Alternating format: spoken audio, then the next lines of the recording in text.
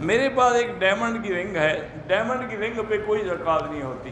اور یاد رکھیں یہ جتنے موتی ہیں، یاقوت ہے، زمرد ہے، ڈائمنڈ، اس پہ کوئی زکوٰۃ نہیں، اللہ کی شان ہے، حالانکہ سب سے مہنگی چیز ہے، چونکہ یہ نادر ہوتی ہے نا، ہر کسی کے پاس تو نہیں ہوتی۔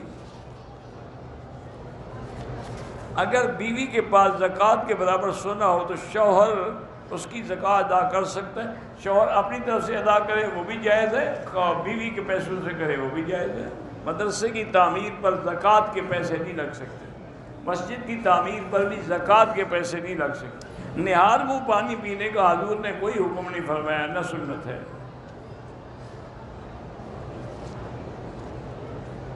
عصر کے بعد سو سکتے ہیں، جب نیند آئے سو سکتے ہیں۔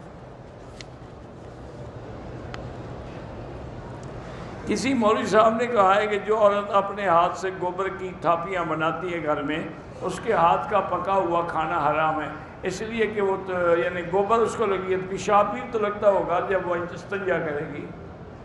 اس کا اپنا گوبر بھی لگتا ہوگا، وہ تو حلال رہتا ہے، یہ بھینس کے گوبر کو ہاتھ لگانا حرام ہو گیا ہے۔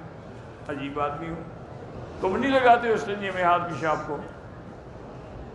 پھر تمہارا کھانا کیسے جائز ہے؟